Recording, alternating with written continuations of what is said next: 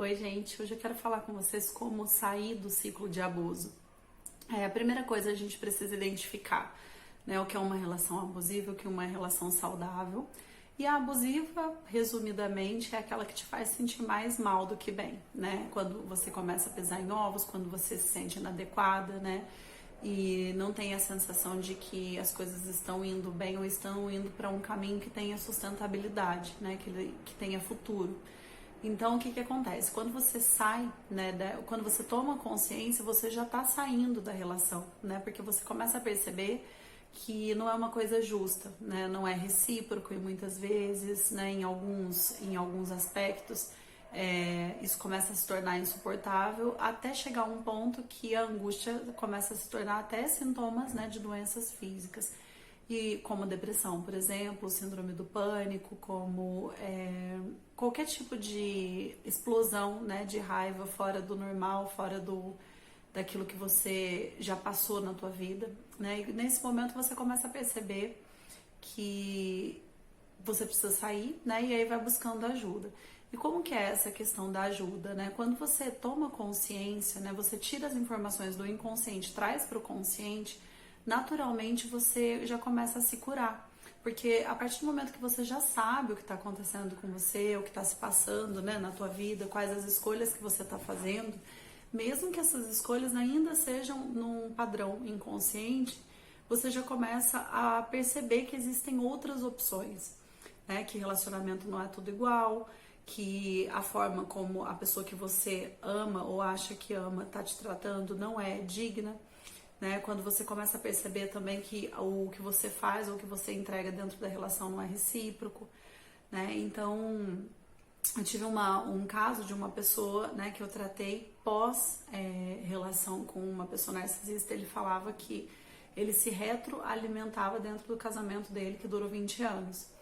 E essa retroalimentação foi um processo que era o seguinte: ele entregava tudo que ele tinha, mais um pouco de atenção, de dinheiro, de cuidado, de fidelidade, tudo de bom, né, que ele tinha para oferecer. E essa outra pessoa, e ele mentia para ele mesmo, né, que era um processo inconsciente que a gente foi descobrindo durante a terapia, que ele ficava feliz o suficiente na entrega, né, sem receber nada, né, era uma pessoa que não sabia receber.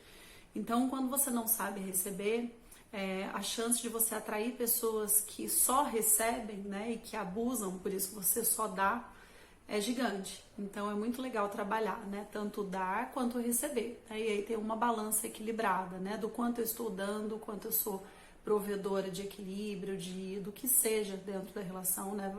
Isso vale vários aspectos. E o quanto eu recebo. E não vale esse truque, né? De assim, não, eu fico super feliz só por dar, né? Porque isso não é verdade, isso é uma mentira que a gente conta quando a gente quer permanecer na zona de conforto. No caso desse exemplo que eu dei pra vocês, era que ele achava que era uma vantagem muito grande, era muito legal falar que ele era casado há 20 anos, né? Até porque tinha 2 filhos, então vinha de uma criação familiar, assim, que eles valorizavam casamentos longos, né?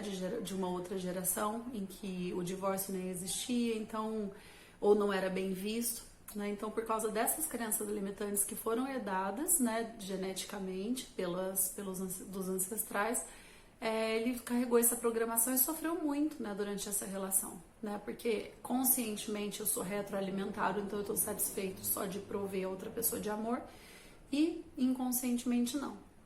Para sair disso, o que ele fez? Foi tomando consciência, entendendo como era o processo, entendendo que retroalimentação nesse sentido, que ele inventou esse termo, foi uma coisa que ele trouxe, né, para a terapia, porque foi um mecanismo de defesa para ele poder se manter lá dentro, né, de sobrevivência dentro dessa relação, que isso era uma mentira que ele estava contando para ele mesmo e que o sistema dele já estava ficando exausto, né, estava cansado já disso, né, dessa história, e ele precisava receber, né, precisava abrir esse campo dele.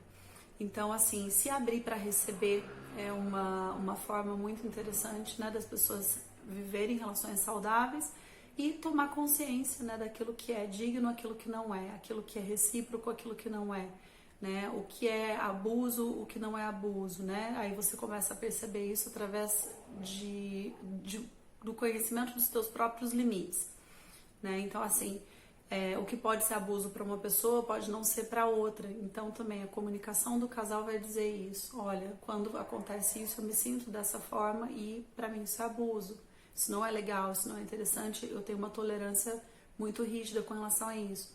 Ou meus planos para minha vida são esses, né? E não flexibilizar muito os planos quando a gente está falando de eu quero me casar num período de 2 anos, eu quero ter filho porque a minha idade é X, ou eu não estou disposta a me mudar de cidade nem de país, eu não quero viver uma relação à distância, fidelidade para mim é uma coisa muito importante, é um valor que não tem negociação, né? Eu prezo muito por manter a minha profissão é X, né? Entender o quanto a outra pessoa aceita, o quanto ela também abre o jogo, né? Coloca as cartas na mesa para poder entender quais são os limites de um, quais são os limites do outro.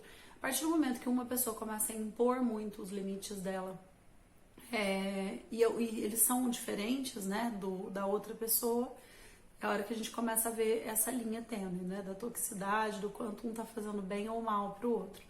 Então, existe uma negociação sim dentro da relação, né? Casamento não é negócio, namoro não é negócio, mas existem negociações de acordos para poder deixar claro, né, as regras para que os dois fiquem bem. Quando um só impõe as regras ou quer que seja exatamente daquela forma e o outro não aceita, então provavelmente você está numa relação, né, que não tem muito futuro. E aí é aquela coisa, você pode escolher, né, a negação, que é uma pseudo-zona de conforto, e ficar mais um tempo nisso, ou você pode escolher ir ganhando consciência, procurar uma terapia e descobrindo, né, quais são os seus limites para você poder negociar isso e aí sair do abuso, né, tanto de ser uma pessoa abusiva quanto de aceitar, né, o abuso emocional.